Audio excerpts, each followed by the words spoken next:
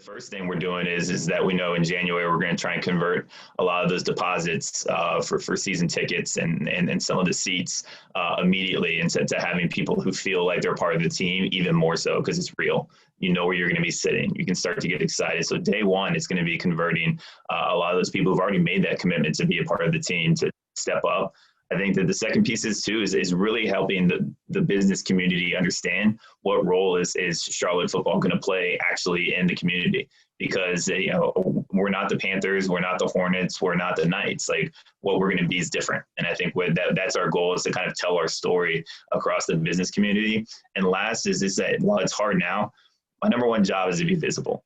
I mean, I want to be at the Academy games. I need Charlotte. I want to be, at the opportunities to meet with all the communities that are doing their own, activations as it relates to soccer. Because to Ashley's point, this isn't the first time that there's been soccer activations in Charlotte. So I want to be ingrained in the soccer community across the state, and more specifically in Charlotte. And that's a big job, because there's a lot going on here. So I'm not naive to the fact that we're the only game in town. There is a deep tradition of soccer in Charlotte and across the state. I think the one thing, whenever I had the opportunity to speak with Tom, was just that I'll never forget an experience when I was still here, when I came and saw Liverpool. I think it was AC Milan or Inter Milan back in 2014.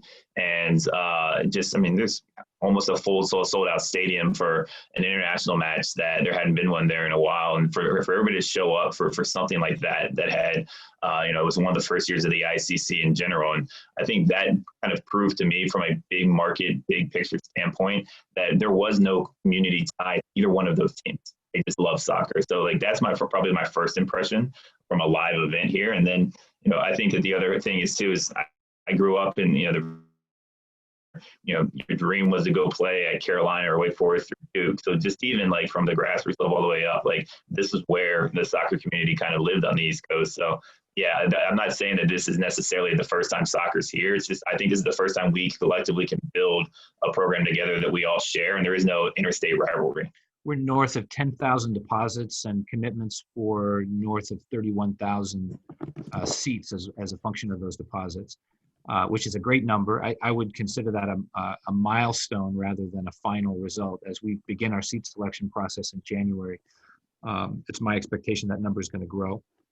And with regard to the pandemic, we've continued to see that number increase over the spring, the summer, particularly as we introduced the name and the marks for Charlotte Football Club. And so we've had a steady climb over the last many months to get to where we are right now, and it's our hope and expectation that we'll continue to grow. Nick will be responsible for, in no particular order, finance, legal, human resource, operations, sales, tickets, premium seating, partnerships, community relations, PR and communications, content. And in some of those areas, we will have people who will be doing work for both Charlotte Football Club and for the Panthers. And for some of our live events. We have the ACC Championship game coming up this Saturday as an example, and our staff collaborates with the Charlotte Sports Foundation staff. In some cases, where bandwidth or scheduling allows, we'll have people who will be working on behalf of both of our teams, and in many cases, we'll have people who are dedicated specifically to Charlotte Football Club, and we'll figure out what the right size and formulation of that is as we go. But that's everything that Nick will be working on.